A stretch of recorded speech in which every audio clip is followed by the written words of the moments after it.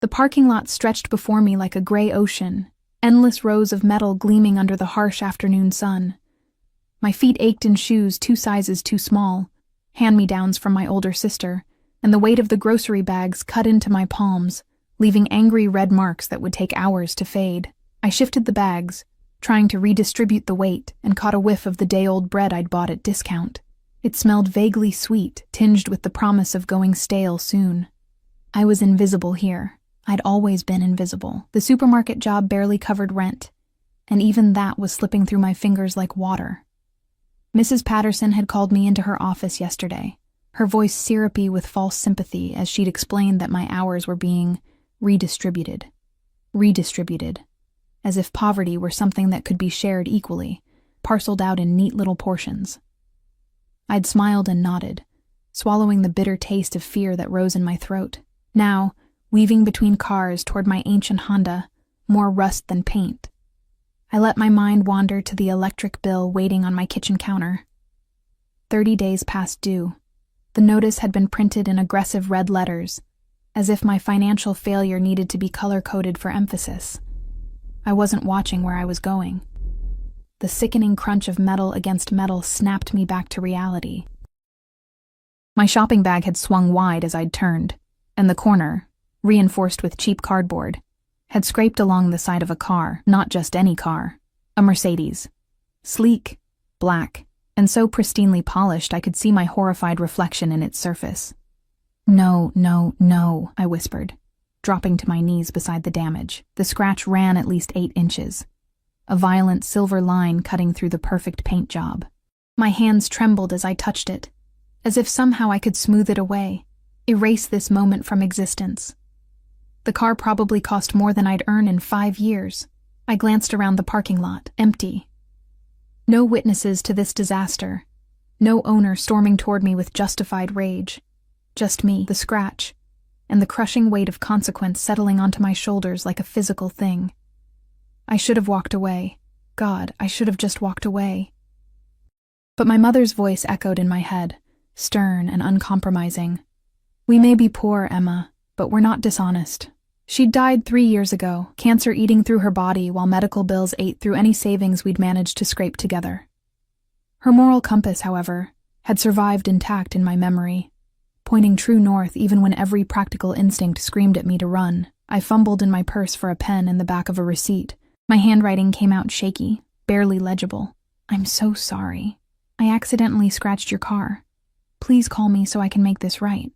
Emma Wright, 555-0147. I read it twice, shame burning in my chest, then wedged the paper under the windshield wiper. The gesture felt simultaneously noble and stupid. How exactly was I going to make this right? I couldn't even afford to fix the dent in my own car door. The walk back to my Honda felt like a death march. I'd forgotten about it by the next morning. Not truly forgotten. The scratch haunted the edges of my consciousness like a persistent headache. But I'd shoved it into the category of problems I couldn't solve, alongside the electric bill and my dwindling bank account. The supermarket was unusually busy for a Thursday morning. Apparently, there was some sort of sale on organic produce that had drawn the wealthy crowd from the north side of town. They moved through the aisles with the casual confidence of people who'd never checked a price tag, filling their carts with imported cheeses and wine that cost more per bottle than my weekly grocery budget. I was restocking the cereal aisle when my phone buzzed. Unknown number. My thumb hovered over the decline button. Telemarketers, probably, or worse, a collections agency. But something made me answer, pressing the phone to my ear with my shoulder while I continued shelving boxes of cornflakes. Hello? Silence. Not empty silence, but the kind that held weight. Someone was there, breathing, considering. Emma Wright? The voice was male, deep, and carried an accent I couldn't quite place. Eastern European, maybe. Each word was precisely articulated, as if English were a language he'd learned through careful study rather than natural acquisition. Yes? My heart began a slow, heavy drumbeat against my ribs. You left a note on my car yesterday. The cereal box slipped from my fingers, hitting the floor with a hollow thud. Oh God, yes. I'm so sorry, I didn't mean. The bag just swung out and I was babbling. Words tumbling over each other in a desperate rush to explain, to apologize, to somehow make this fixable. Where are you now? He didn't sound angry. That was somehow worse. His tone was neutral, flat, giving away nothing. "I'm at work. Harris Supermarket on 5th Street, but after my shift I was already calculating. If I skipped lunch for a month, maybe 2. If I picked up extra hours, I'll be there in 20 minutes. Wait, you don't have to." The line went dead. I stood in the cereal aisle, phone still pressed to my ear, and felt the first tendrils of real fear curl around my spine. Something about that voice, about the absolute certainty in his words, suggested this was not a man accustomed to being contradicted. Not a man who made requests, only statements. 20 minutes. I glanced down at my uniform, a polyester vest over a cheap white shirt, both stained with the morning's mishaps. My hair was pulled into a messy ponytail, and I couldn't remember if I'd even put on mascara this morning. Not that it mattered. This wasn't a social call. This was Judgment Day. The minutes crawled by with agonizing slowness. I tried to focus on work, on arranging boxes into neat rows, but my hands wouldn't stop shaking. Mrs. Patterson walked past, frowning at my obvious distraction, and I forced myself to move faster, to look productive. 18 minutes. What would he look like? I'd constructed an image in my mind. Middle-aged, probably balding, the kind of self-important businessman who drove luxury cars to compensate for personal inadequacies. He'd yell, threaten to sue, demand payment I couldn't provide. Maybe he'd be reasonable. Maybe we could work out some sort of payment plan. Maybe. 23 minutes after the call, the automatic doors at the front of the store slid open. I was at the register by then, covering someone's break, and I had a perfect view of the entrance.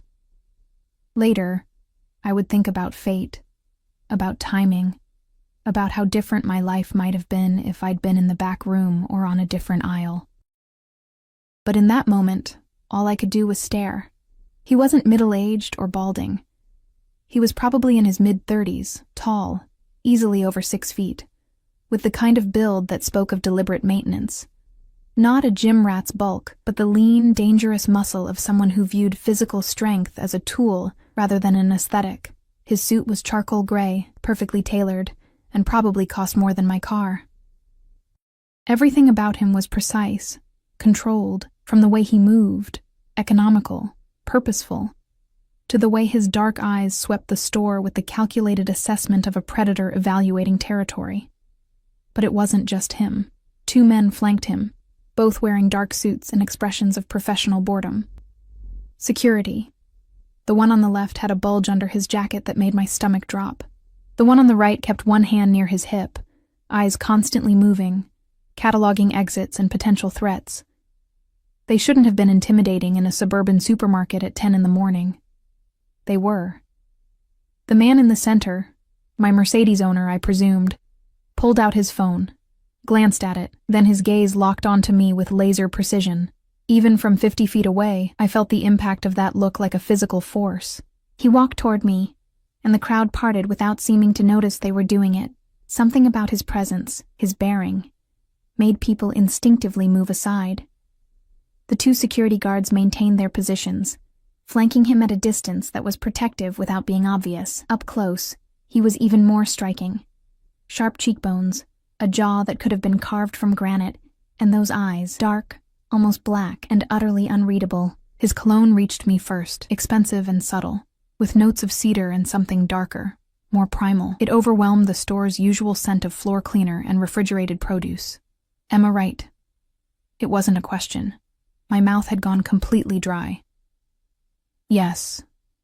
The word came out as barely a whisper. He studied me with the same thorough assessment he'd given the store, and I resisted the urge to fidget, to apologize again, to fill the silence with nervous chatter. His gaze moved from my face to my uniform to my hands, still slightly trembling, and something flickered in his expression. Not quite sympathy. Calculation, maybe. The scratch on my car, he said finally, his accent more pronounced in person. How do you propose to fix it? This was it. The moment where I'd have to confess my complete inability to pay for the damage, where he'd probably threaten legal action, and I'd end up working the rest of my life to pay off a debt that would grow with interest until it consumed everything. I started, then stopped. What could I possibly say? I can pay for it. In installments. If you'd be willing to. The repair will cost approximately $3,000. The number hit me like a physical blow. $3,000. I didn't have $300. I didn't have $30 that wasn't already allocated to keeping myself fed and housed. I'll pay it, I heard myself say, even as my brain screamed that this was impossible. However long it takes, I'll pay it. Something shifted in his expression. His head tilted slightly, studying me with renewed interest. One of his guards stepped closer, murmuring something in a language I didn't recognize. Russian, maybe? And the man waved him away with an impatient gesture. You work here? He glanced around the store with thinly veiled disdain. Yes. How much do you make? The question was invasive, inappropriate, and I should have refused to answer. But there was something about his presence that made refusal seem not just difficult, but impossible. Minimum wage. About 20 hours a week right now. He was quiet for a long moment, processing this information. Then, come with me. What? Outside, to discuss terms. He was already turning, assuming my compliance. Every instinct screamed danger. This man, with his expensive suit and armed guards, wanted me to follow him outside, away from witnesses and security cameras. This was how women disappeared, became statistics, cautionary tales whispered in parking lots. But what choice did I have? I glanced at Mrs. Patterson, who was watching this exchange with poorly concealed curiosity. I need to... My shift. Take your break, he said, still not looking back. It wasn't a suggestion. Somehow, I found myself following him through the automatic doors into the harsh sunlight. The Mercedes was parked directly in front, illegally blocking 2 handicapped spaces. No parking ticket decorated its windshield, though I could see the meter maid's cart just down the street. Even traffic enforcement, apparently, recognized something about this vehicle that warranted caution. The scratch looked even worse in daylight, a vicious violation of the car's perfect surface. He stopped beside it, one hand resting casually on the hood, and fixed me with that unreadable stare. $3,000, he repeated. At your current income, accounting for living expenses, it would take you approximately 3 years to repay this debt. I nodded miserably. 3 years sounded optimistic. I have a different proposal. Hope flickered in my chest, fragile and desperate. Anything. I'll do anything.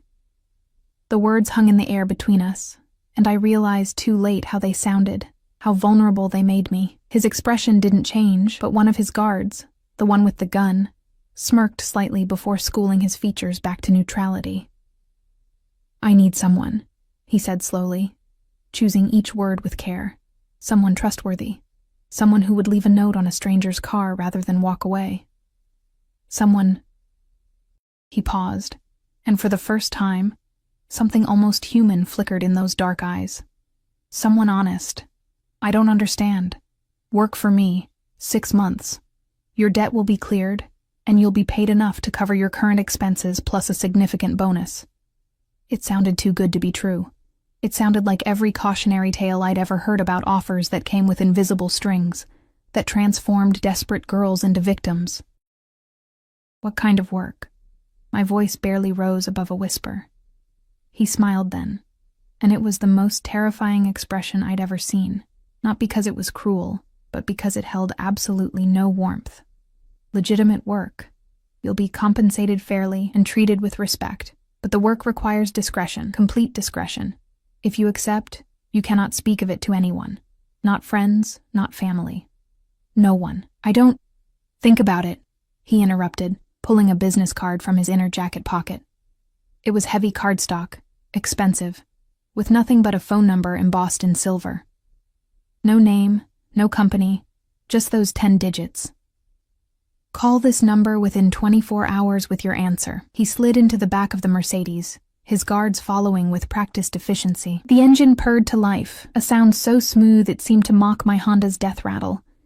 And the car glided away, leaving me standing in the parking lot with a business card in my shaking hands and the terrible certainty that I'd just been offered a deal with the devil. I had no idea that the devil's name was Alexei Volkov, or that by tomorrow morning, my choice would set in motion a series of events that would shatter everything I thought I knew about safety, danger, and the razor-thin line between the two.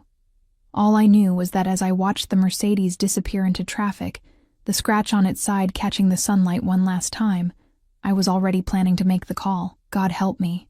I was already planning to say yes. The business card sat on my kitchen counter for exactly 14 hours before I touched it again. I'd placed it there when I got home from my shift, positioning it carefully beside the overdue electric bill, as if the proximity might somehow balance out cosmic scales. Then I'd spent the rest of the evening pretending it didn't exist, moving around my tiny apartment with exaggerated normalcy, eating ramen because it was cheap, watching TV shows I didn't actually see. But my eyes kept drifting back to those silver numbers. By midnight, I'd constructed and demolished a dozen different scenarios. Maybe he ran a legitimate business and genuinely needed an assistant. Maybe this was an elaborate human trafficking scheme. Maybe I was being paranoid. Maybe I wasn't being paranoid enough. I'd Googled the phone number. No results. Tried reverse lookup services. Nothing. The card itself yielded no clues. No watermark. No logo. Just that pristine cardstock, and those 10 digits that seemed to pulse with possibility and threat in equal measure. At 2 a.m, I gave up on sleep, and made a list of pros and cons. Pros. Money. Enough money to pay my bills, maybe even save something. The chance to escape the slow drowning of poverty, even if only temporarily. The look in his eyes when he'd called me honest, as if honesty were a rare commodity he valued. Cons. Everything else. The guards with guns. The expensive suit that screamed of money from questionable sources. The way he'd commanded the space around him like someone accustomed to absolute authority. The complete absence of verifiable information. By 6 a.m, I'd decided to decline. Too risky. Too strange. By 7, I was reconsidering. The electric company had left another notice, this one promising disconnection within 5 days.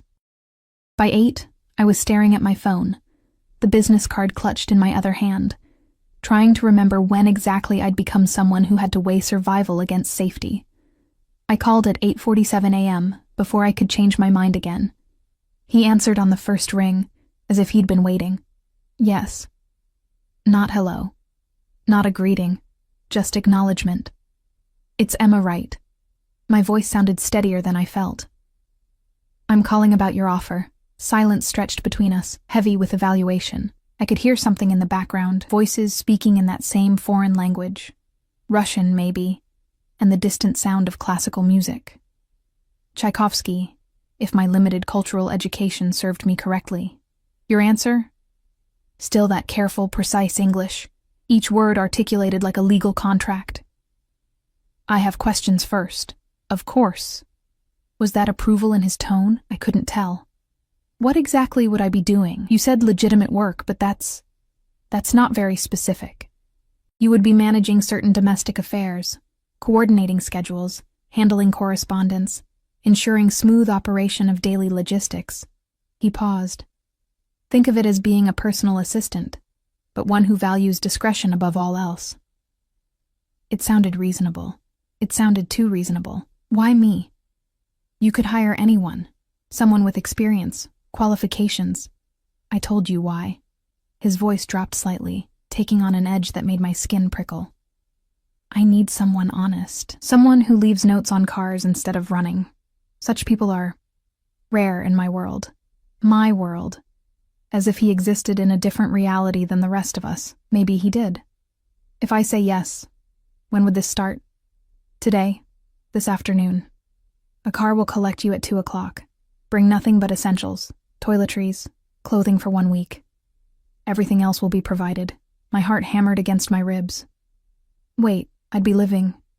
Where exactly? That will be explained when you arrive.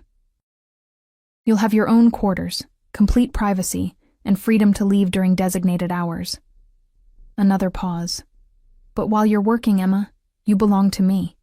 Your time, your attention, your loyalty. All of it belongs to me. Is that understood? The way he said my name, Emma, sent an involuntary shiver down my spine. It sounded like possession. like a claim being staked. I need to think. No. The word cracked through the phone like a whip. No more thinking. Yes or no. Right now. This was insane. This was every warning I'd ever received about stranger danger and too good to be true offers, and men who appeared out of nowhere with impossible solutions. Yes, I heard myself say. Yes, I'll do it. Good. Satisfaction colored his tone now, warm and dangerous. 2 o'clock. Be ready. The line went dead before I could respond, before I could ask any of the 1,000 follow-up questions crowding my throat. I stood in my kitchen, phone still pressed to my ear, and wondered if I'd just made the best or worst decision of my life. The car that arrived at 1:58 p.m. was not the Mercedes. It was a black SUV with tinted windows so dark they were probably illegal, and the man who emerged from the driver's seat was built like a wall, 6.5 feet of solid muscle packed into another one of those ubiquitous dark suits. He had a scar running from his left eyebrow to his jaw, and eyes that assessed me with professional detachment. "Miss Wright?" His accent was thicker than Alexi's, the consonants harder. "Yes. I am Victor. I'll be driving you." He reached for the single duffel bag I'd packed, everything I owned worth taking fit into one bag, which said something depressing about my life, and loaded it into the back with surprising gentleness. The interior of the SUV smelled like leather and something else, something metallic that made my imagination conjure uncomfortable images. Victor held the door open, waiting with infinite patience as I hesitated on the curb. This was it. Last chance to run. I climbed in. The drive took 40 minutes, winding through the city and then out into the suburbs I'd only ever seen from bus windows. The houses grew larger, the lots more expansive, until we were passing estates hidden behind stone walls and iron gates. Old money neighborhoods where gardeners cost more than my annual salary. Victor didn't speak during the drive, and I didn't try to force conversation. Instead, I watched the world transform outside the window, watched my reality shift from cramped apartments and discount supermarkets to manicured lawns and imported cars. We turned onto a private road, actual private, with a guardhouse and a barrier that lifted automatically at our approach. The guard inside nodded at Victor with familiar respect. The house at the end of the drive wasn't a house. It was an estate, all stone and glass and architectural ambition, sprawling across what must have been at least 5 acres. Gardens surrounded it, precisely maintained, and I could see what looked like a pool house in the distance, larger than my entire apartment. "Mr. Volkov is expecting you," Victor said, speaking for the first time since we'd left. He pronounced the name with a reverence that bordered on religious. Volkov, the O sounds deep and round. Volkov, so that was his name. I rolled it around in my mind, testing the weight of it. The front door opened before we reached it, and a woman appeared, 50s, steel-gray hair pulled into an immaculate bun, wearing what I could only describe as a housekeeper's uniform, updated for the 21st century. Her expression was neutral, but her eyes were sharp, cataloging everything about me in 2 seconds flat. "Miss Wright, I'm Mrs. Chen. I manage the household staff." Her English was perfect, accentless. "Mr. Volkov is in a meeting, but asked me to show you to your quarters and explain your duties."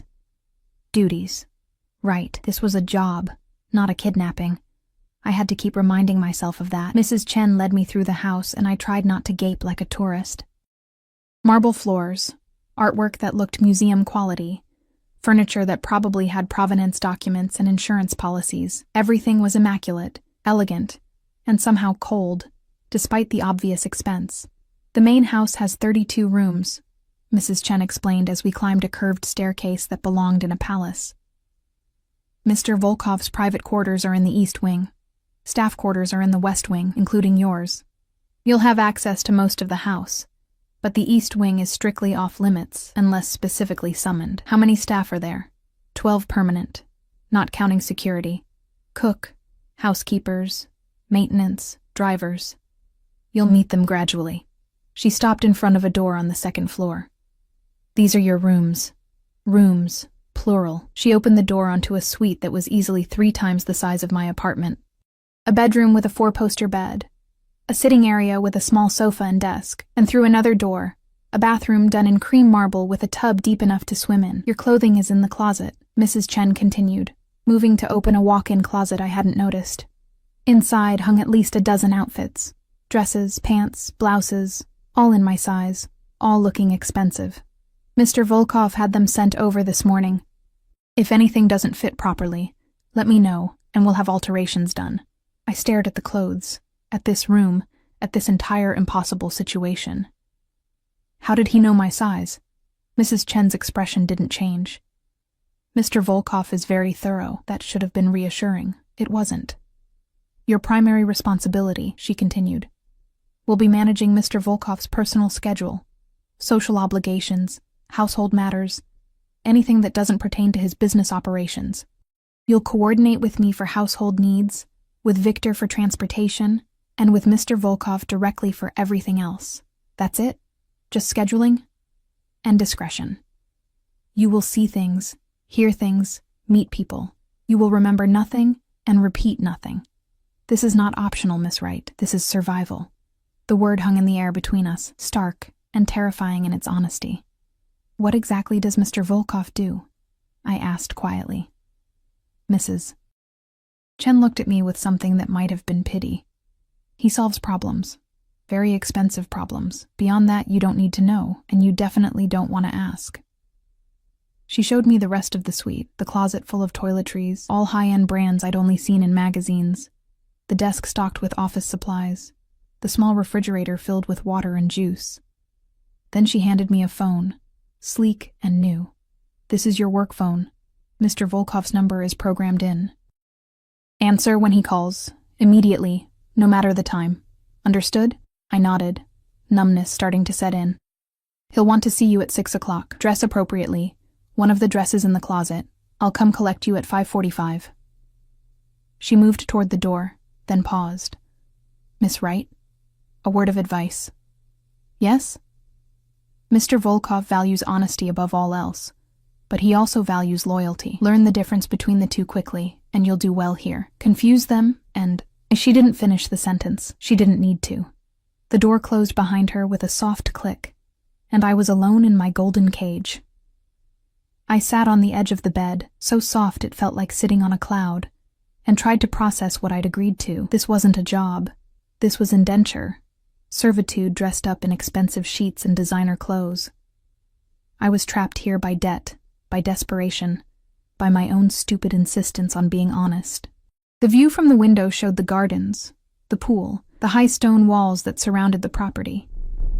Beautiful, isolated, safe or imprisoned, depending on your perspective. I had 5 hours until I faced Alexei Volkov again. 5 hours to decide if I was going to play along with this charade or demand to be taken home. But even as I considered it, I knew the truth. I had nowhere else to go. No money, no prospects, no options. He'd known that when he made his offer.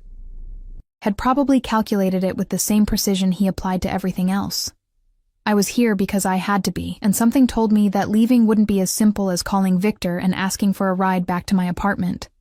At 5:45 exactly, Mrs. Chen knocked. I'd chosen a dress from the closet, navy blue, simple but elegant, hitting just below my knees. It fit perfectly, of course. Everything here was perfect. That was part of the problem. She led me back through the house, this time to the ground floor, through hallways I hadn't seen before. We stopped in front of a set of double doors, dark wood carved with intricate patterns. Mr. Volkov's study, Mrs. Chen said. Remember what I told you? She knocked twice, then opened the door without waiting for a response. The room beyond was all dark wood and leather, books lining the walls from floor to ceiling. A massive desk dominated the space, and behind it sat Alexei Volkov, phone pressed to his ear, speaking rapid-fire Russian. He glanced up as we entered, held up one finger, wait, and continued his conversation. I stood in the doorway, uncertain, while Mrs. Chen retreated, closing the doors behind her. Alexei finished his call, set the phone down with careful precision, and finally looked at me properly. His gaze moved from my face to the dress to my hands, clasped nervously in front of me, and something flickered in his expression. You came, he said, as if there had been any doubt. I said I would. People say many things. Few follow through. He stood, moving around the desk with that predatory grace I remembered from the supermarket. "The dress suits you. Thank you." The words felt inadequate, childish. He stopped a few feet away, close enough that I could smell his cologne again, cedar and darkness, but not close enough to touch. "Are you afraid of me, Emma?" The question caught me off guard. "Honesty," Mrs. Chen had said. He valued honesty. "Yes," I admitted. "Good." He smiled. And it was that same terrifying expression from before, beautiful and utterly without warmth. Fear means you're paying attention. Fear keeps you safe. He moved to a side table where crystal decanters sat, amber liquid catching the light. "Drink?" "No, thank you." He poured himself 2 fingers of what looked like whiskey, neat. "Your predecessor lasted 3 weeks before she tried to steal from me." My blood went cold. What happened to her? She returned what she took and left. Alive, unharmed, but significantly poorer. He took a sip, watching me over the rim of the glass. "I'm not a monster, Emma, but I am not a fool either. People who work for me are compensated generously. In return, I expect absolute loyalty. I understand." "Do you?" He set the glass down, moved closer. "I don't think you understand yet. Not really.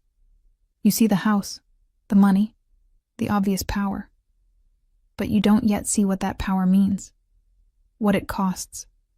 What it demands." He was close now. Close enough that I had to tilt my head back to maintain eye contact. Close enough that I could see the flecks of gold in his dark eyes.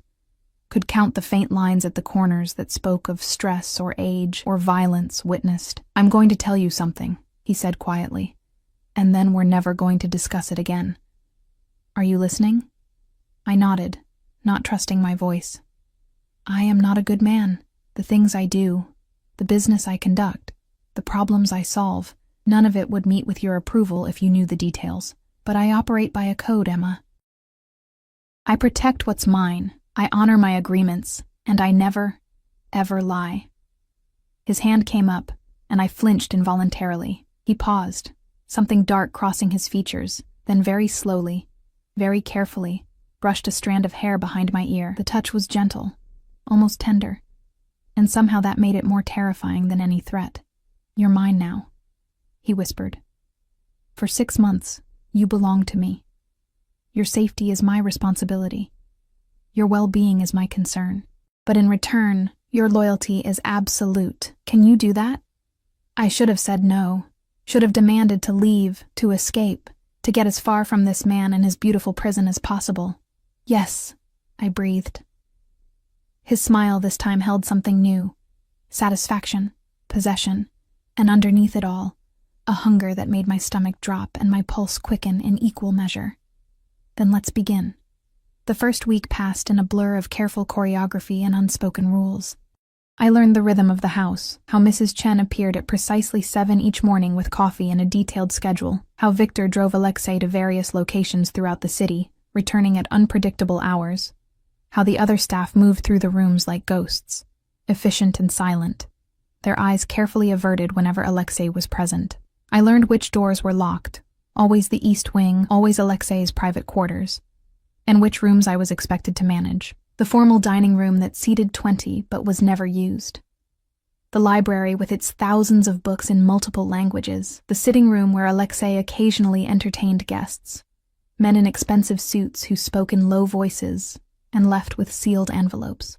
I learned not to ask questions.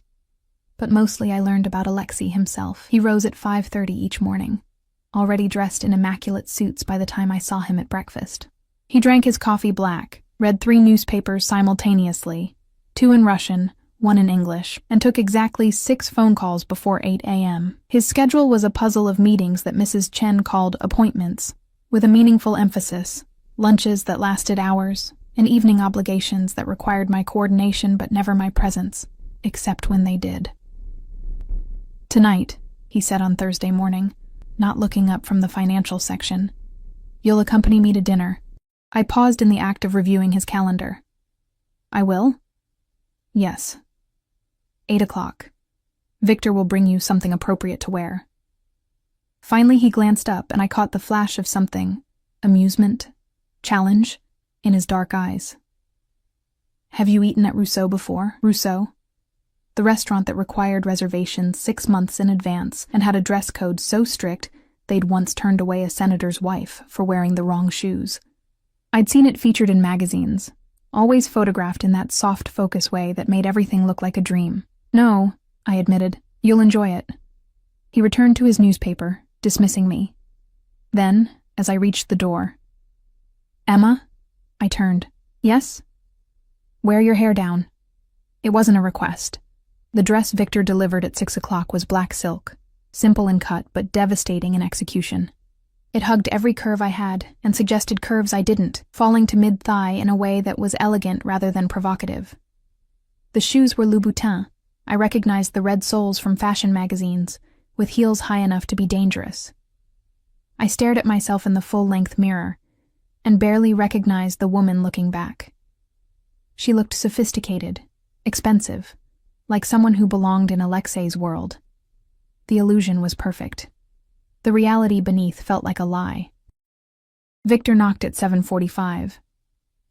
Mr. Volkov is waiting in the car. The SUV idled in the circular driveway, and through the tinted windows I could see Alexei's silhouette in the back seat.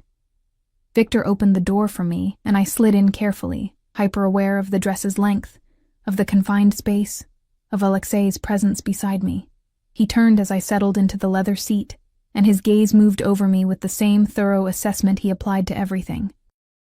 This time, though, something shifted in his expression, a tightening around his eyes, a slight catch in his breath. Perfect, he murmured, and the word felt like a brand against my skin.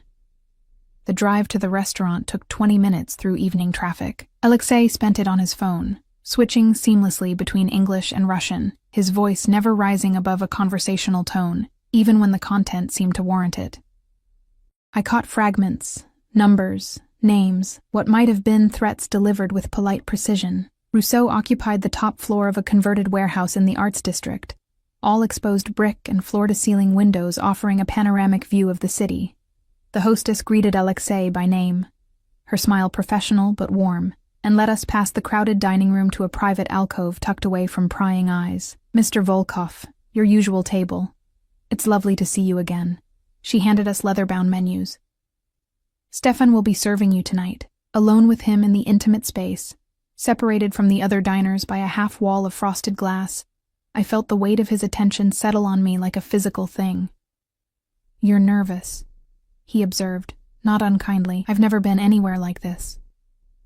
The admission slipped out before I could stop it. Then let me guide you. He signaled the waiter.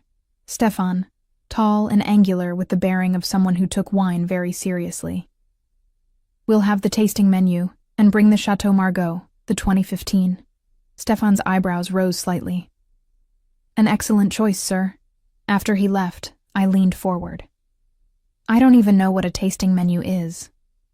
Alexei's lips curved into something that almost resembled a genuine smile. Multiple small courses, each one designed to complement the last. You trust the chef to feed you well. He paused, his gaze holding mine.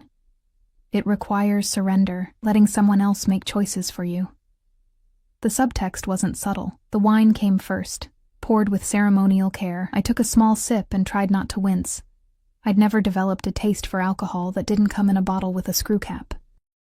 But Alexei watched me with such focused attention that I forced myself to take another sip, then another, until the warmth spread through my chest and loosened some of the tension coiled in my shoulders. The first course arrived. Something delicate on a small plate, arranged like art.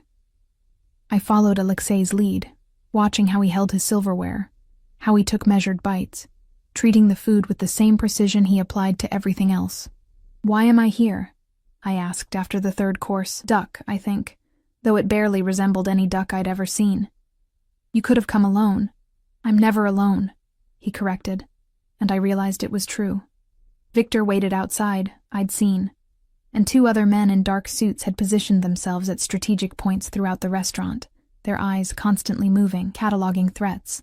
But I'm rarely accompanied by someone who isn't on my payroll in a professional capacity. I'm on your payroll. That's different. He set down his fork, giving me his complete attention. You're here because I wanted you here, because I'm curious about you, Emma Wright with her honest eyes and her scratched cars. There's nothing curious about me. I'm completely ordinary. Ordinary women don't leave notes confessing their mistakes when they could walk away free. Ordinary women don't say yes to men like me.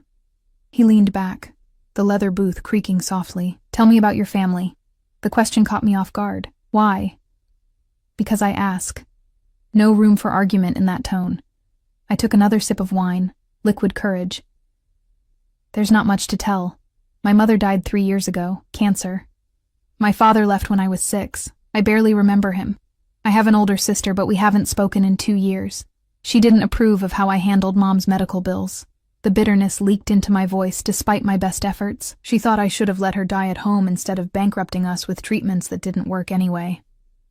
Something flickered across Alexei's face. Recognition, maybe. Understanding. Your sister was wrong, was she? Mom died anyway, and I'm still paying off the debt. Not anymore. He said it so casually, as if the crushing weight I'd carried for 3 years could be dismissed with 3 words. Your debt is paid. All of it. The hospital, the credit cards, everything. I had it taken care of your second day here. I stared at him, wine glass frozen halfway to my lips. You what? Consider it a signing bonus. You can't work effectively if you're distracted by financial concerns. He made it sound so reasonable, so practical. Besides, I pay my debts. You damaged my car through honesty, through doing the right thing. That deserves to be rewarded. I can't accept that. It's too much. It's done. His voice hardened slightly. Don't insult me by refusing. The money means nothing to me, Emma. Nothing. But your peace of mind, your ability to focus on your work without that weight, that has value. Why? The question burst out, raw and desperate. Why would you do that? You don't even know me. Alexei was quiet for a long moment, studying me with an intensity that made me want to look away but couldn't. When he finally spoke, his voice was lower, rougher. My mother died when I was 12. Preventable illness, but we had no money for doctors. I watched her suffer for 6 months. Watched her waste away while my father drank and my brothers scrambled to keep us fed. His jaw tightened, the only visible sign of emotion. I swore then that money would never again dictate who lived and who died in my world. So yes, Emma, I paid your debts, and I would do it again without hesitation. The vulnerability in his admission stunned me into silence. This was the man who commanded fear and respect in equal measure, who moved through the world with absolute authority, and he was giving me a piece of his past, a shard of the pain that had shaped him. Thank you, I whispered. Inadequate but sincere. He nodded once, then signaled for the next course, and the moment broke like glass shattering. The rest of dinner passed in a strange intimacy. He asked about my life, my dreams. The person I'd been before poverty had scraped away everything but survival. And I found myself answering, the wine and his unexpected honesty loosening my tongue. I told him about wanting to study literature in college, about dropping out when Mom got sick, about the slow erosion of hope that came with working minimum wage jobs that led nowhere. He listened with the same focused attention he brought to everything, asking questions that showed he was actually hearing me, actually caring about the answers. It was dangerous, this feeling, dangerous to let myself believe that this man, this criminal, because that's what he was, what he had to be, could genuinely care about my small, ordinary struggles. But danger, I was learning, had its own seduction. Coffee came with dessert, something chocolate and decadent that melted on my tongue like sin. Alexei watched me taste it, watched my eyes close in involuntary pleasure, and when I opened them again, his expression had changed. The careful control had slipped, revealing something raw and hungry beneath. Emma? My name on his lips sounded like a prayer and a curse. I need to be honest with you. My heart hammered against my ribs. Okay, this, he gestured between us, was not part of the original plan. You were supposed to be an assistant, nothing more. Someone honest in a world full of liars, yes, but still just an employee. And now? Now I find myself thinking about you constantly, wondering what you're doing, what you're thinking. making excuses to see you, to be near you. He leaned forward, his hand reaching across the table to cover mine. The touch sent electricity racing up my arm. This is unprofessional, unwise. Potentially dangerous for both of us. But I've never been good at denying myself what I want. What do you want? I barely recognized my own voice, breathy and uncertain. His thumb traced circles on the back of my hand, each stroke deliberate, possessive. You. All of you. Not as my employee. As mine. The word hung between us, loaded with implication. His. Owned. Claimed. Possessed. I should have pulled my hand away, should have reminded him that I was only here because of debt and desperation, that whatever was building between us was built on a foundation of coercion and circumstance. Instead, I turned my hand over, lacing my fingers through his. I'm already yours, I said quietly. You bought me the moment you paid my debts. His grip tightened, almost painful. No. I want you to choose this, choose me. Not because you owe me, but because you want. He stopped, seemed to struggle with words for the first time since I'd met him. I want you to want this, and if I do? The admission terrified me even as I spoke it. If I do want this, want you, what then? What happens when 6 months are over? Then we'll renegotiate. His smile was sharp, predatory. I'm very good at negotiations, Emma. And I never let go of what's mine. There it was again. Mine. The word should have felt like chains. Instead, it felt like safety, like shelter, like someone finally caring enough to claim me when I'd been invisible for so long. I was falling. Had been falling since the moment he'd walked into that supermarket, all controlled power and dangerous interest.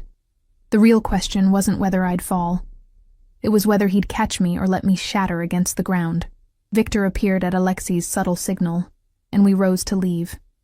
But as Alexei helped me into my coat, his hands lingered on my shoulders, his breath warm against my ear. Stay with me tonight, he murmured. Not as my employee, as my guest. My choice. Every rational thought screamed warning. This was too fast, too intense, too dangerous. He was dangerous. A man who solved expensive problems with methods I didn't want to imagine, who commanded loyalty through fear and money, who existed in a world where violence was just another business tool. But his hands on my shoulders felt like an anchor, and I was so tired of drowning alone. Yes, I whispered. His sharp intake of breath was my only warning before he spun me around, his lips crashing against mine with barely restrained hunger. The kiss was possession and promise, claiming and question, everything I'd imagined and nothing I'd prepared for.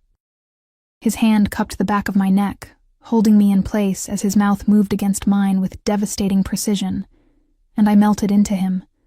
Surrender and desire tangled until I couldn't tell where one ended and the other began. When he finally pulled back, his eyes were black with want, his careful control fractured into something raw and real. Come, he commanded, taking my hand. And I followed him into the darkness, knowing I was making a choice that would change everything. Knowing I might regret this tomorrow or next week or in 6 months when whatever this was inevitably ended.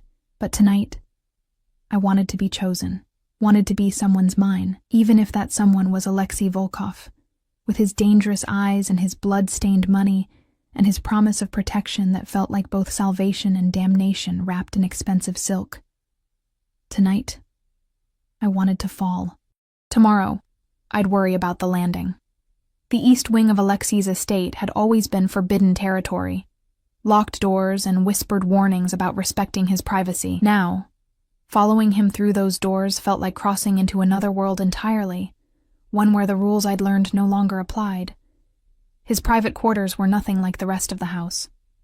Where the public spaces were cold elegance and formal displays of wealth, these rooms were warm, lived in, personal, dark wood furniture, walls lined with books in multiple languages, a fireplace that actually looked used, photographs in silver frames, a woman who must have been his mother, her smile sad and beautiful, 3 boys who shared Alexei's dark eyes, an older man with hard features and harder eyes. My family, he said, catching me looking, all dead now. my mother from illness, my brothers from the life we chose, my father from his own stupidity. No emotion in his voice, just facts stated plainly. I'm the last Volkov, the survivor. The loneliness in those words cut deeper than any display of grief could have. He poured us both vodka from a crystal decanter, the good kind, he explained, from his homeland, and we stood by the window overlooking the gardens. The night had turned the manicured lawns into pools of shadow, broken only by strategic lighting that made everything look theatrical. Staged. Do you ever regret it? I asked, emboldened by wine and vodka and the strange intimacy of this moment. The life you chose? Every day. He took a long drink. And not at all. Regret is pointless, Emma. I did what I had to do to survive, to build something, to become someone who couldn't be ignored or dismissed or stepped on. The cost was high. But the alternative was death, slow death from poverty or fast death from weakness. He turned to look at me, and in the dim light his features were softer, more human. You understand that, I think. You've made your own choices to survive. Leaving a note on a car isn't quite the same as... I stopped, unsure how to finish that sentence. As becoming a criminal? He smiled without humor. No, probably not. But the impulse is the same. We do what we must with what we have. You had honesty. I had violence. We both used our tools to build something from nothing. He set down his glass and moved closer, until I could feel the heat radiating from his body, could smell that cedar cologne mixed with vodka, and something darker, more primal. I'm going to kiss you again, he said, giving me time to refuse, to step back, to reclaim the professional distance that had protected us both. And then, I'm going to take you to my bed, and if at any point you want to stop, you say so, and Victor will drive you back to your quarters. No consequences, no judgment. Do you understand? My mouth had gone dry. Yes. Then say it. Say you want this. I want this. The words came out stronger than I felt. I want you. This kiss was different from the restaurant. Slower, deeper, a deliberate claiming rather than an explosion of need. His hands moved to my waist, pulling me against him, and I went willingly, my fingers tangling in his hair, as he walked me backward toward the bedroom. The room beyond was all dark colors and masculine simplicity. A massive bed dominating the space. More books stacked on nightstands. Another fireplace casting flickering shadows across the walls. He laid me down on sheets that felt like liquid silk, and I watched as he shrugged off his jacket, loosened his tie. Each movement precise and controlled, even now. You're beautiful, he murmured, his hand tracing the line of my jaw, down my neck, along my collarbone. So fucking beautiful, it makes me want to lock you away where no one else can see you. The possessiveness should have scared me. Instead, it sent heat pooling low in my belly. That sounds like a very expensive prison, I managed. His laugh was low, rough. The most expensive, golden bars and silk chains. His lips followed the path his hand had traced, pressing kisses to my skin that felt like brands. Would you let me keep you, Emma, if I asked? You're not asking. You're taking. No. He pulled back, his eyes boring into mine with fierce intensity. I take many things. Money, power, respect. But not this. Not you. This you have to give. And there it was. The choice he'd promised me at the restaurant. The chance to walk away, to preserve whatever dignity I had left, to refuse to be another possession in his collection of expensive things. I reached up and pulled him down to me, my answer written in the way I opened for him. Surrendered to him. Let him consume me with kisses and touches that mapped every inch of exposed skin. Then, I'm giving. I whispered against his mouth, I'm giving you everything. What followed was tender and rough in equal measure. Alexei's control fraying as his hands explored, as his mouth found places that made me gasp and arch into him. He undressed me slowly, reverently, each piece of clothing removed like unwrapping something precious. And when he finally claimed me fully, completely, it felt like both destruction and creation, the death of who I'd been and the birth of something new, something that belonged to him in ways that terrified and thrilled me. After, we lay tangled in sheets damp with sweat and satisfaction. his arm heavy across my waist, his breath warm against my shoulder. "Stay," he murmured, already half asleep. "Stay here. In my bed, in my house, in my life." I already agreed to 6 months. Fuck 6 months. His arm tightened around me. "Stay forever. Forever." The word hung in the air between us, impossible and perfect in equal measure. I didn't answer. I just pressed closer to his warmth and let myself drift, pretending for a moment that forever was something people like us could actually have. I woke to shouting. The bedside clock read 3:47 a.m., and Alexei's side of the bed was empty, the sheets already cold. I sat up, disoriented, trying to place the voices coming from somewhere below. Angry, rapid-fire Russian, punctuated by the occasional English curse. I should have stayed in bed, should have pulled the sheets over my head and pretended I heard nothing, remembered nothing, understood nothing. That was survival in Alexei's world. Instead, I pulled on his discarded shirt. It fell to mid-thigh, smelling of cedar and him, and crept to the door. The hallway was dark except for light spilling from the staircase. I moved toward it on bare feet, keeping to the shadows, driven by curiosity that would probably get me killed one day. The voices were clearer now, coming from what I recognized as Alexei's study.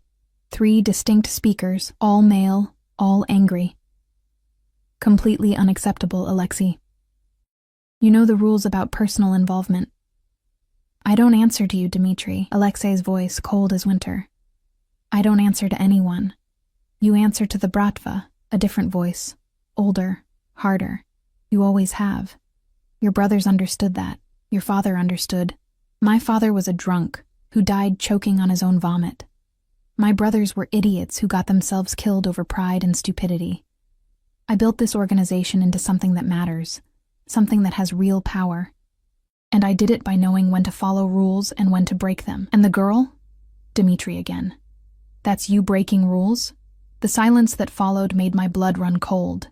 The girl, Alexei said slowly, each word carved from ice, is not your concern. She's a liability, a witness, a potential problem that could compromise everything we've built. She's mine. The words cracked through the study like a gunshot. And if anyone touches her, threatens her, or even looks at her wrong, I will personally ensure they spend their last hours begging for death. Are we clear? More silence. Then footsteps, heavy and angry. I scrambled back toward the bedroom, but I wasn't fast enough. The study door flew open, and 2 men emerged, both older than Alexei, both wearing expensive suits that didn't quite hide the bulk of weapons underneath. They stopped when they saw me, taking in Alexei's shirt, my bare legs, my obvious presence in the East Wing where no staff member should ever be. Dmitri, I assumed it was him, smiled, but there was no warmth in it. So this is the honest girl, the one who leaves notes on cars. I couldn't speak, couldn't move. Fear had turned my legs to stone. Get out. Alexei's voice came from behind them, and when they turned, I saw his face. Cold fury, barely contained, every line of his body radiating deadly intent. Both of you, now, before I forget we're supposed to be on the same side. They left, but not before Dmitri threw one last look at me. Assessment and threat wrapped together. The front door slammed hard enough to rattle the windows. Alexei stood in the hallway, fists clenched at his sides, breathing hard. When he finally looked at me, some of the fury drained away, replaced by something that might have been concern. You shouldn't have come downstairs. I heard shouting. I was worried. Worried. He laughed, but there was no humor in it. You should be worried about yourself, Emma. You should be fucking terrified. Do you understand what you've gotten yourself into? No, I admitted, but I'm starting to get an idea. He moved toward me, and I forced myself not to flinch. His hands came up to cut my face, thumb brushing across my cheekbone with unexpected gentleness. I told you I'm not a good man, but I need you to understand, truly understand, what that means. The people you just saw, they're part of the Bratva, the Russian organization I work for, work with, lead in this territory, and they're right to be concerned about you. Why? Because you make me weak. The admission seemed to pain him, because for the first time in 15 years, I give a fuck about something other than power and money and respect. Because I would burn this entire organization to ash before I let anyone hurt you. And that makes me vulnerable, predictable. I didn't ask you to care about me. No, you didn't. His smile was bitter. You just left an honest note on a car and destroyed every fucking wall I'd built. You just existed, all vulnerable and brave and real in a world full of liars and killers. And now, I can't let you go. Then don't. I covered his hands with mine. I'm here. I'm choosing to stay. Whatever that means, whatever comes, I'm choosing you. You don't know what you're choosing. Then show me. I held his gaze, refusing to look away. Show me your world, all of it. The good, the bad, the parts that will probably give me nightmares. I'd rather know than be protected by ignorance. He studied me for a long moment, searching for something. Fear, maybe, or second thoughts. Whatever he saw must have satisfied him, because he nodded once, sharp and decisive. Okay, tomorrow I'll show you who I really am, what I really do. And after that, you can decide if you still want to stay. I'll stay, I said with more confidence than I felt. We'll see. He pulled me back toward the bedroom, and we climbed into bed, but this time there was no passion, no heat. Just him holding me like I might disappear. His face buried in my hair, his breathing gradually slowing. Alexei, I whispered into the darkness, what did they mean about your brothers? About them being idiots? His arms tightened around me. They challenged the wrong people, made threats they couldn't back up, thought the family name would protect them. A pause. It didn't. Family means nothing in this world without the power to defend it. I learned that lesson. They didn't. And your father? Drank himself to death after my mother died. Couldn't handle the guilt of killing her with his negligence. His voice was flat, emotionless. I was 16. Dmitri and the others took me in, taught me the business, shaped me into what I am now. In a way, I owe them everything. But you don't like them. I respect them. I honor my obligations to them, but like? He laughed quietly. No, Emma. I don't like anyone except... He didn't finish the sentence, but his meaning was clear. We lay in silence after that, both pretending to sleep, both knowing the other was awake. Outside, the first hints of dawn began to lighten the sky. Soon, the house would wake, the staff would begin their routines, and the careful illusion of normalcy would resume, but nothing was normal anymore. I'd crossed into Alexei's world, and there was no going back. Tomorrow, he'd show me the darkness he lived in, and I'd have to decide if I could survive there, or if some prices were too high, even for someone as desperate as I'd been. His breathing finally evened out, deep and regular, and I let myself relax into his warmth. Whatever tomorrow brought, whatever horrors or truths he revealed, tonight I was safe in his arms. Tonight, I was his. And maybe, just maybe, he was mine too. Morning came too quickly, pale sunlight filtering through curtains I didn't remember closing. Alexei was already awake, dressed in dark jeans and a black sweater, the most casual I'd ever seen him. He sat in the chair by the window, watching me with an expression I couldn't read. Get dressed, he said quietly. Wear something comfortable. We're going out. Mrs. Chen had left clothes outside the bedroom door. Jeans, a soft cashmere sweater, boots. I dressed quickly, hyper-aware of Alexei's gaze tracking my every movement. When I emerged from the bathroom, he was waiting by the door, car keys in hand. No Victor today? I asked. No Victor. No guards. Just you and me. He took my hand, lacing our fingers together. I want you to see this without the filters, without the performance. Just the truth. The car was a different one, still expensive. A sleek BMW, but not the bulletproof SUVs I'd grown accustomed to. Alexei drove himself, navigating through morning traffic with the same precision he applied to everything else. We drove for 40 minutes, leaving the wealthy suburbs behind, moving into industrial areas where warehouses squatted beside rail yards, and the streets were pocked with potholes. Finally, he pulled into a parking lot, fronting a nondescript concrete building. No signs, no indicators of what lay inside, just a number painted on the door, 47. This is one of my legitimate businesses, Alexei said, as we walked toward the entrance. Import-export, mostly textiles, some electronics. It's registered, taxed, completely legal. He punched a code into the keypad. Everything I'm about to show you, everything you see today, it stays between us. Understood? Yes. Inside, the warehouse was surprisingly organized. Rows of shipping containers, workers moving with efficient purpose, forklifts carrying pallets. We walked through it all, Alexei greeting workers by name, checking manifests, examining inventory. It looked legitimate. It felt legitimate. Then we went upstairs. The office level was a different world. Men in suits hunched over computers, tracking information I couldn't begin to understand. Radio equipment lined one wall, communications devices that looked military-grade. And in a conference room visible through glass walls, a meeting was in progress. Hard-faced men arguing over maps and documents. This is the real business, Alexei said, his hand on the small of my back, guiding me through the controlled chaos.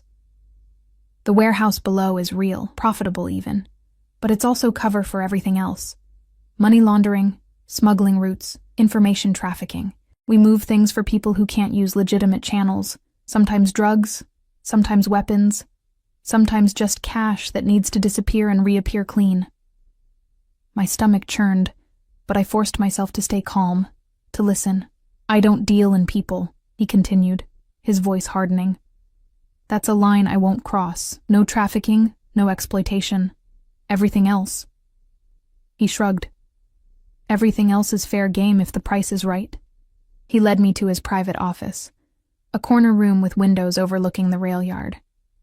Once inside, he poured us both coffee from a machine that looked absurdly expensive for such a utilitarian space. Questions, he said. Ask me anything. This is your chance to know everything. I wrapped my hands around the coffee cup, needing the warmth. How did you get into this? I told you my brothers were idiots. What I didn't tell you is that I learned from their mistakes. When they died, I was 19, already working for the Bratva, doing small jobs, collections, muscle work, the grunt labor of organized crime. But I watched, learned, saw how the smart ones operated. I saved money, made connections, and when an opportunity came to take over a small territory, I took it. Violently, efficiently, and with enough brutality that no one questioned my authority afterward. You killed people, not a question. Yes. No hesitation, no shame. Many people. Some who deserved it, some who were just in the wrong place at the wrong time. I'm not proud of it, Emma, but I'm not ashamed either. It was survival. It was business. And now? Now I have people who do that work for me. I haven't personally killed anyone in 3 years. He smiled grimly. Progress, I suppose, though I would kill again without hesitation if it meant protecting what's mine. What's mine? Always that phrase, claiming and possessing. The men from last night, I said. Dimitri and the other one, they think I'm a problem. They think you're a weakness, which amounts to the same thing in their minds. Alexei moved to the window, looking out over his empire, and they're right. You are my weakness, Emma. You make me care about things other than power and survival. You make me want things I have no right to want. Normalcy, peace, maybe even something that looks like happiness. Is that so terrible? In my world? Yes. He turned to face me. Because the moment someone realizes what you mean to me, you become a target.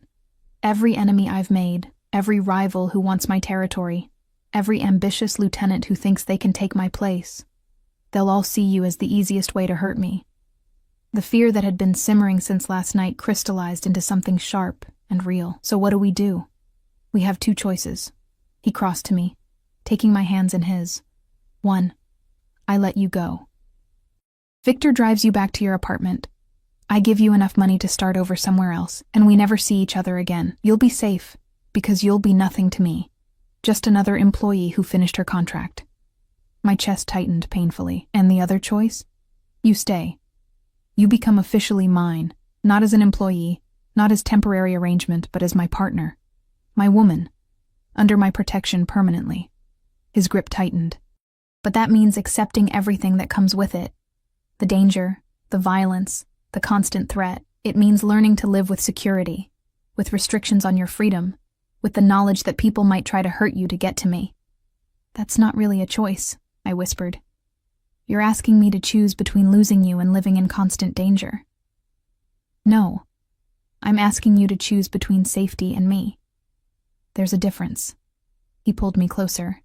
I can keep you safe, Emma. I have the resources, the power, the people. But I can't make your life normal. I can't give you the quiet, peaceful existence you probably deserve. I can only give you luxury and danger wrapped in silk and steel. I looked up at him, at this man who terrified and attracted me in equal measure, who'd somehow become essential to me in the span of 2 weeks. The smart choice, the safe choice, was obvious. Walk away. Take the money. Build a life far from here, far from him, far from the violence and darkness that surrounded him like a cloak. But when had I ever made the smart choice? I stay, I said firmly. I choose you. Danger and all. His exhale sounded like relief and resignation mixed together. You're either incredibly brave or incredibly stupid, probably both. He kissed me then, hard and desperate, like he was trying to convince himself this was real, that I was real and choosing him despite everything. When he pulled back, his forehead rested against mine, his breathing unsteady. There's something else you need to know, he said quietly. The man who got you pregnant, my blood turned to ice. What? I had you investigated when you left the note. Standard procedure. I needed to know who I was dealing with. He pulled back slightly, studying my face. You had a child 6 months ago. A daughter. She's in foster care because you couldn't afford to keep her. Tears burned my eyes. That wound was still raw, still aching. I didn't have a choice. I had nothing. No money, no support, no way to... My voice broke. The father, Alexei continued, his voice taking on an edge. His name is Marcus Chen. He works for me. Or he did, until 3 days ago. The world tilted. What? He's a low-level operator, runs numbers, handles small transactions. About 8 months ago, he stole from me. Not much, just $20,000, but theft is theft. I've been looking for him ever since. His jaw tightened. Imagine my surprise when my investigation into you revealed he was your daughter's father, a man who got you pregnant, abandoned you, and then stole from me. The symmetry is almost poetic. Horror crawled up my spine. Alexei, what did you... I found him yesterday. He's alive, if that's what you're worried about.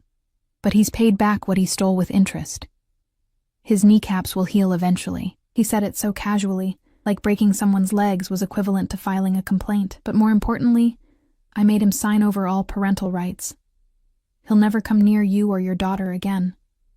I should have been horrified, should have been disgusted by the violence, by the casual brutality. Instead, I felt something else. A savage satisfaction that Marcus had finally faced consequences for what he'd done to me. My daughter, I whispered. Sophia. Her name is Sophia. I know. Alexei's expression softened. And if you want her back, if you want to be her mother, I can make that happen. I have lawyers, connections, resources. I can navigate the foster system, expedite the process, ensure you get custody. She could be home within a month. The offer hung between us, massive and terrifying, and exactly what I'd dreamed of since the day I'd handed her over to the social worker, my arms empty and my heart shattered. Why would you do that? I asked through tears. She's not yours. She's not your responsibility. No, she's not. He wiped away my tears with his thumb, gentle, despite the violence those same hands had inflicted on Marcus. But you're mine. And that means your daughter is under my protection too. I told you, Emma.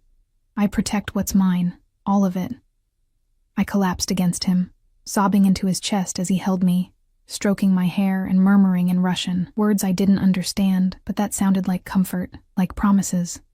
I want her back, I choked out. I want my baby back. Then you'll have her. He kissed the top of my head. I'll start the process today. Mrs. Chen can help prepare a nursery. Whatever you need, whatever Sophia needs, it's yours.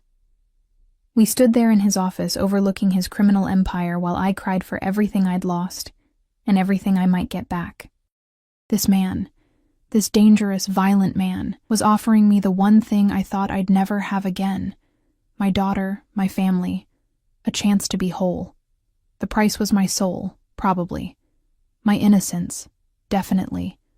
My safety, almost certainly. But standing in Alexei's arms, feeling his steady heartbeat against my cheek, knowing he'd broken a man's legs for hurting me, knowing he'd move heaven and earth to give me back my child, I couldn't bring myself to care about the price. Some things were worth the darkness. 3 weeks later, Sophia came home. She was 6 months old, all chubby cheeks and dark curls, and when the social worker placed her in my arms, I felt something in my chest crack open. All the love I'd locked away, all the hope I'd suffocated, flooding back in a rush that left me breathless. Alexei watched from the doorway of the nursery he'd had created, a room done in soft pastels with every possible baby item money could buy. His expression was unreadable, but when Sophia looked at him and smiled, something in his face softened. "She likes you," I said, settling into the rocking chair with my daughter. Children are good judges of character, or terrible ones, depending on your perspective. He moved closer, one finger reaching out to touch Sophia's tiny hand.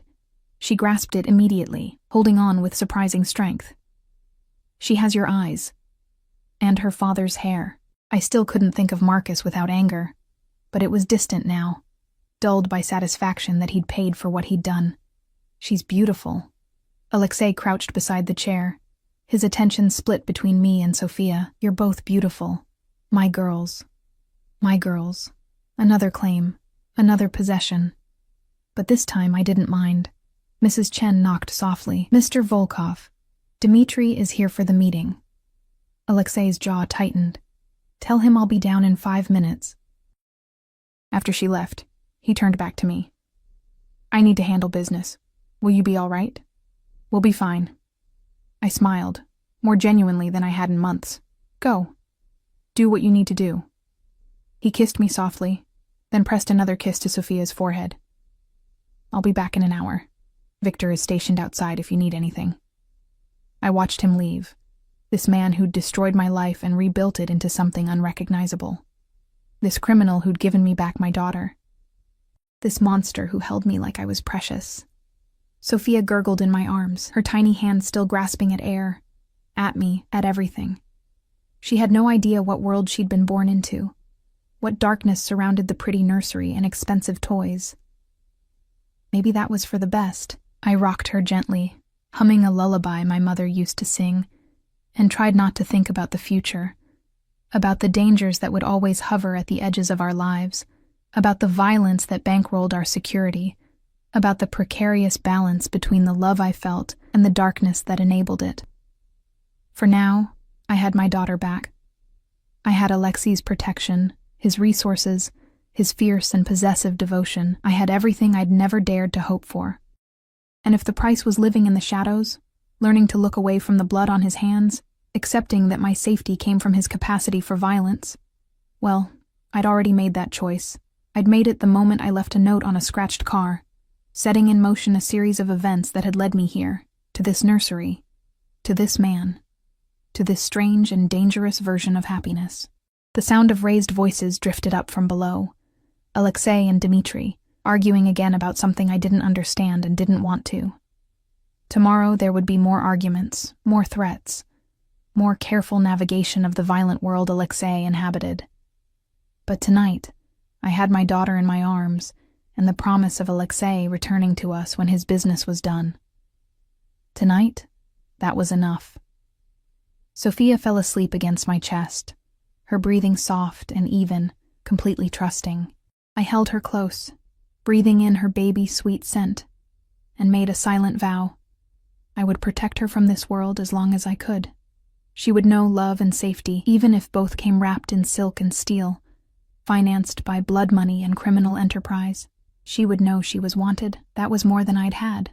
The door opened quietly, and Alexei slipped back in earlier than expected. His tie was loosened, his expression weary. But when he saw us, me in the rocking chair with Sophia sleeping peacefully, something in him relaxed. "Meeting's done?" I whispered. For now. He moved behind the chair, his hands coming to rest on my shoulders. Dimitri's getting old, cautious. He doesn't like the changes I'm making, the legitimacy I'm building, but he'll adapt or he'll retire. Either way, he won't threaten what's mine. There was steel in those words, a promise and a threat rolled together. We stayed like that for a long moment.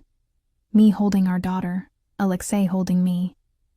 The three of us a strange little family forged from desperation and danger, and something that might have been love, if love could survive in such dark soil. Thank you, I whispered finally. For all of this. For her, for me, for everything. His hands tightened on my shoulders. You don't thank me, Emma. You're mine. I protect what's mine. That's not kindness. That's possession. I know. And I did. I knew exactly what I was to him. Claimed property, a weakness he couldn't afford but couldn't resist. A vulnerability wrapped in skin and bone. I'm okay with that. Are you? He came around to kneel in front of the chair, looking up at me with those dark, unreadable eyes. Are you truly okay with belonging to a monster? I looked at him. This man who'd paid my debts, broken my ex's legs, moved criminal empires to give me back my child. This man who held me like I was precious and killed without hesitation. This man who was darkness and safety, wrapped together so tightly I couldn't separate one from the other anymore. You're my monster, I said simply. That makes all the difference. He smiled then, real and warm and devastatingly beautiful. Then we're keeping each other. Yes, I agreed, we're keeping each other. Sophia stirred in my arms, making a small sound of protest before settling back into sleep. Alexei reached out to stroke her cheek with unexpected tenderness, and I saw our future laid out in that gesture, complicated and dangerous and strange, but ours. We would make it work. Somehow, impossibly, we would make this work. Because I'd left a note on a scratched car, and in doing so, I'd scratched the surface of Alexei Volkov's carefully controlled world, and now we were bound together by choice and circumstance, by danger and devotion, by all the messy, complicated threads that tied people together when they decided to fall, despite every reason not to. It wasn't the life I'd imagined. It wasn't the fairy tale I'd dreamed of as a girl. But standing in a nursery bought with blood money, holding a daughter reclaimed through violence, loved by a man who promised possession instead of partnership, I found I didn't care. This was my life now, our life, and I wouldn't trade it for anything. Outside, the sun set over Alexei's estate, painting the gardens in gold and shadow. Tomorrow would bring new challenges, new threats, new careful negotiations of the dangerous world we inhabited. But tonight, we were safe. We were together. We were whole, and in the end, that was all that mattered.